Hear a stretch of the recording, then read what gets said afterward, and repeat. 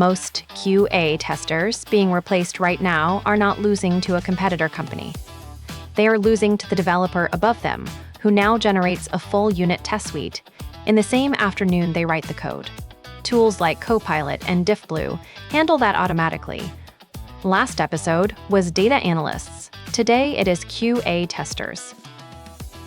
The leading AI test tools can generate test cases from code or natural language specifications at production quality.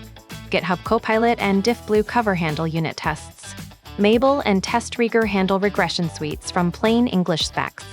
Research shows the traditional manual QA outsourcing market contracted visibly in 2024 as these tools matured. The QA job is splitting into two very different futures. The part that writes routine tests is being automated from underneath. The part that hunts security vulnerabilities and audits accessibility compliance is growing and paying more. Today, we walk exactly where that line sits and how to get to the right side of it. Marcus here. GitHub Copilot's test generation works from code context in the developer's IDE. You write the function, and Copilot suggests the unit tests with assertions that match the function's behavior. The developer accepts, edits, or rejects each suggested test. The QA engineer is not in that loop at all. What used to be a 2-week manual test writing sprint is now done while the code review is still open. DiffBlue Cover goes further for Java code bases. It analyzes the production code autonomously and generates a full unit test suite with no developer input required. Research by DiffBlue in 2024 showed companies cutting manual unit test writing by 80% or more after deployment. Mabel and TestRigger extend this to regression testing. You write a plain English description of what the feature should do, and the tool generates the regression test suite from that spec. Non-technical product managers are now standing up test pipelines without QA engineers. The QA team that used to write those tests is no longer required for that step. What changed is not the need for testing, but who has to do the writing part of it. Kai here. TestRigger, in particular, removes the coding requirement entirely. A user story description becomes a working test without anyone writing a line of test code. The phrase, click the submit button and verify the confirmation message is a valid test instruction that TestRigger can execute against a live application. The outsourcing market reacted immediately. Manual QA contracts in India and Eastern Europe are not being renewed at the same rate as in 2022 and 2023. Offshore QA vendors are pivoting to automation setup and test strategy work rather than manual execution because the execution tier is gone. Nova here. Security testing is the clearest category. I cannot own today. Penetration testing requires an adversarial mindset that involves actively trying to break something by thinking like an attacker. Threat modeling requires understanding business context that exists in people's heads. CVE research requires keeping up with an evolving threat landscape in real time. Both demand situational awareness that goes well beyond any test script. All accessibility audits are the second human-owned category. WCAG 2.1 compliance at the AA and AA levels requires human judgment about whether a disabled user can actually accomplish a task. ILDA's screen reader testing requires someone using a screen reader. No automated tool catches all of it. Exploratory testing is the third gap. When you hand a tester a new feature and tell them to break it, the value is in the paths they choose that were never specified. AI generates tests from specifications. Exploratory testing is specifically about going beyond the specification. PATEX, session-based testing, is the formal version of that. A skilled tester allocates a time block to explore a feature with a charter, but no scripted steps. Turns out the bugs you find in a 90-minute unscripted session are frequently the ones that would have shipped to production through automated-only pipelines. Good point, Marcus.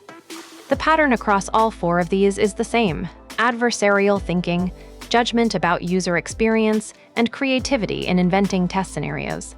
These are the skills that define the QA tier that is growing, while the scripted execution tier disappears underneath it. A useful way to think about the divide is this. If you could write the test procedure in a document before you started, I can probably execute it and automate it. If the test procedure does not exist until a human decides it should, that is still human work. The BLS numbers tell the same split story we saw with data analysts. Software quality assurance analyst employment growth is projected to trail overall software development growth through 2032. That gap is where the manual testing jobs disappear. But information security analysts are projected to grow 32% through the same window, which is faster than almost any other technology occupation. QA engineers who move towards security testing are chasing the fastest-growing adjacent title in the entire sector. The outsourcing contraction is worth quantifying. Nova. Offshore QA firms that operated large manual execution teams are not seeing those contracts renewed at the same headcount. The work has not moved to a different vendor. It moved to an automated test pipeline run by a smaller team of senior people.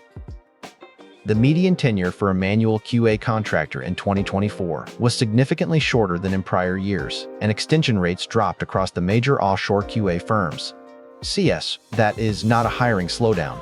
That is a structural reduction in how many humans the test function requires at all. Inside companies, the hiring signal is clear. Senior QA engineers and SDETs are being retained and their scope is expanding. Junior manual tester requisitions are being canceled or frozen. Companies are not hiring 3 juniors anymore. They are hiring 1 SDET and deploying DiffBlue for the rest. The salary gap makes the pivot case clearly. A manual QA engineer in the $55,000 to $75,000 range is competing directly with tools that cost far less per year. An SDET or security tester in the $95,000 to $130,000 range is not in that competition. COD. The SDET path is the first and most traveled upgrade for manual testers. Software development engineers in test own the automation frameworks, write the test infrastructure that other tests run on, and manage the CI/CD test pipeline. The key investment is coding fluency in Python or Java. The ISTQB certification adds a formal credential to the SDET pivot. The foundation level is achievable in 2 to 3 months of part-time study and signals to hiring managers that you understand the full spectrum of test types and when each applies. The security testing path is the higher ceiling option. OWASP provides a free testing guide that covers every major web vulnerability category. Certifications like CEH and OSCP are the market signals that get you into the penetration testing tier. Bug bounty programs like HackerOne and BugCrowd let you build a real-world portfolio before you have the title. Accessibility specialist is the underrated third path, CAI. The Certified Professional in Accessibility Core Competencies credential, known as CPACC, is the market-recognized certification for this work. Every company with a digital product that needs to comply with the Americans with Disabilities Act is a potential client for someone with WCAG expertise. The test architect role is the fourth path for senior QA engineers. You move from executing tests to defining the testing strategy, choosing the tooling stack, and deciding where human testing adds the most value compared to automated coverage. That is a management-adjacent role that I cannot fill. If you are in a manual QA role right now and mapping your next 12 months, Career One Stop at carryronastop.org or 1-877-872-5627 connects you with a free state career counselor who can match your existing testing background to the specific training your market is paying for. If you forget everything else in this video, remember this: AI writes the routine test suite. The human who understands what to test adversarially and whether the user can actually use the product is not replaceable yet. Drop in the comments. Which of these 4 paths lines up with where you already are? Here is the core takeaway from today. AI test generation tools have automated the routine scripted test layer. The manual QA outsourcing market is contracting, and junior manual tester hiring is being frozen. But security testing, accessibility audits, and exploratory testing are growing and paying significantly more. The 4 pivot paths we covered are SDET and security tester on the technical side, then accessibility specialist and test architect on the strategy side. Each one requires a specific credential investment to signal the pivot to hiring managers. The ISTQB Foundation is the common starting point for the SDET path. The ISTQB Foundation certification works as an entry point for the SDET path, regardless of which direction you go next. It is the baseline signal that distinguishes a professional tester from someone who just happened to write manual test cases. 2 to 3 months of focused study is a reasonable timeline, and the exam is available globally through Pearson VUE testing centers.